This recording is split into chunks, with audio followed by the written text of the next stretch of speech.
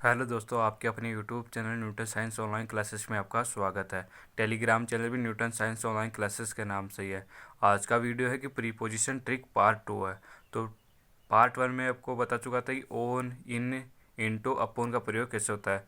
तो वो भी ट्रिक के साथ बताया था, और ये भी टाइम ट्रिक बता रहा हूँ। ये टाइम ट्रिक है, इसमें भी ओन, इट, एट, बाय का प्रयोग कैसे होता है। तो ट्रिक नंबर 1 की बात करते हैं कि डे और डेट और फेस्टिवल।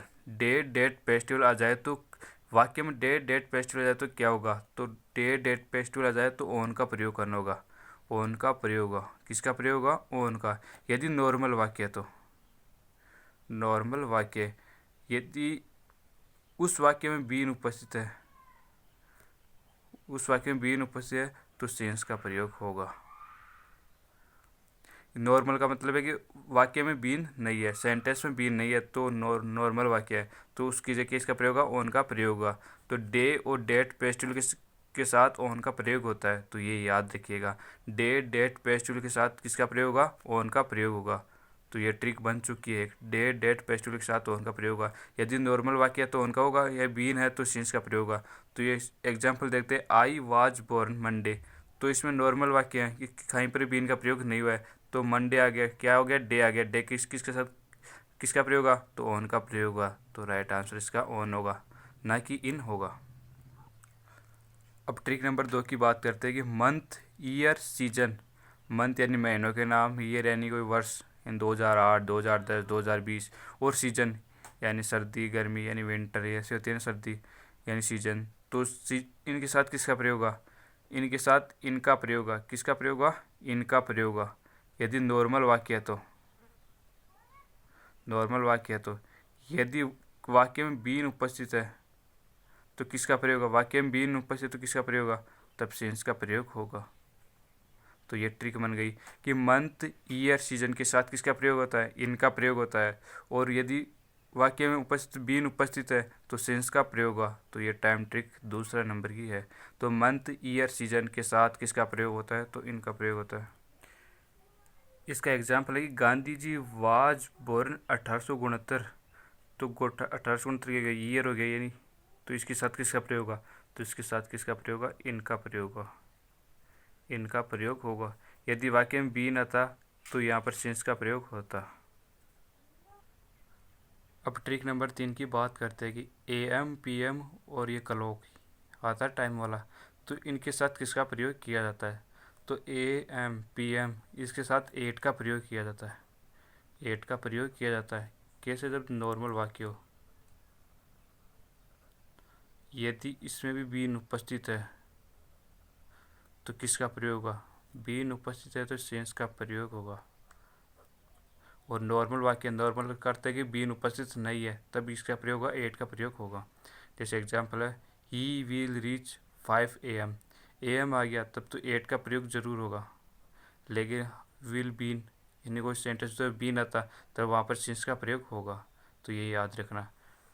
ट्रिक नंबर 4 की बात करते हैं कि shall have plus verb third form हो, या वाक्य में विल हैव प्लस वर्ब की थर्ड फॉर्म हो, यानी सेंटेंस में ये कोई सा फॉर्मेट उपस्थित होगा और लास्ट में टाइम को अभिव्यक्त करता हो, तब किसका प्रयोग होता है, बाय का प्रयोग होगा। तो ये एक प्रकार का कॉन्सेप्ट है, तो इसको याद रखना। एग्जाम्पल है कि सी विल हैव कंप्लीटेड। तो ये विल हैव कंप्लीटेड, तो वाक्य में ये ऐसा ऐसा ही कॉन्सेप्ट है। तो she will have completed it 6 AM, ये टाइम भी बता दिया, टाइम को व्यक्त कर दिया, तब किसका प्रयोग होगा, बाय का प्रयोग होगा। किसका प्रयोग होगा, बाय का प्रयोग होगा। इसमें सेंस नहीं होगा क्योंकि इसमें न तो बीन का प्रयोग होगा, क्योंकि इससे ले बीन किसका प्रयोग नहीं होगा, तो इसमें बाय का प्रयोग होगा डायरेक्ट सीधा। कुछ प्रैक्टिस क्वेश्चन है, उनको आप ज़रूर याद करें। मैं करवाता हूँ आगे की ओर।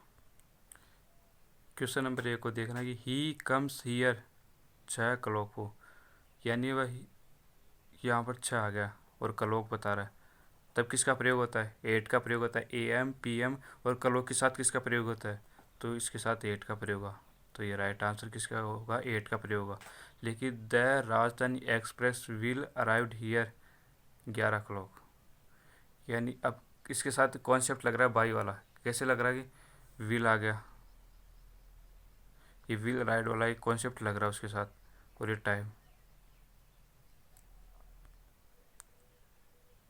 तब इसके साथ किसका प्रयोग होगा, बाई का प्रयोग होगा। तो इसका भी राइट आंसर होगा बाई। Question number 3, it has been raining 6 AM। तो AM के हिसाब से तो किसका प्रयोग होगा, 8 का प्रयोग होगा, लेकिन 8 का प्रयोग यहाँ पर नहीं होगा क्योंकि यहाँ पर बीन आ चुका है, यहाँ पर बीन आ चुका है, तभी इसके साथ सेंस का प्रयोग होगा। तो इसका राइट का आंसर क्या है, सेंस होगा। अब क्वेश्चन नंबर 4 की बात करते हैं, आई गेट अप 6 AM। तो ये तो सीधा साधारण वाक्य है, तब इसके साथ 8 का ही प्रयोग होगा क्योंकि वाक्य में बीन नहीं है, तो 6 AM मतलब 8 का प्रयोग होगा। तो राइट आंसर, ये कॉन्सेप्ट तैयार कर लेना, ये ट्रिक भी बन चुकी है। I shall have reached there Monday. अब सेल हैव रिच्ड यानी वो कॉन्सेप्ट लग रहा है, तब किसके साथ प्रयोग होगा, बाई का प्रयोग होगा। लास्ट में टाइम को प्रयोग कर दिया, मंडे यानी टाइम हो चुका है। It has been raining, been का प्रयोग आ चुका है, तब डायरेक्ट आंसर होता है सेंस। तो आपको आशा करता हूँ वीडियो समझ में आया होगा। तो वीडियो को लाइक ज़रूर करते हैं तथा Telegram channel Newton science online classes को भी ज्वाइन कर ले तथा चैनल को सब्सक्राइब कर ले तथा बेल आइकन को प्रेस करते हैं। कमेंट्स करके बताना कि वीडियो कैसा लगा और ट्रिक कैसी है।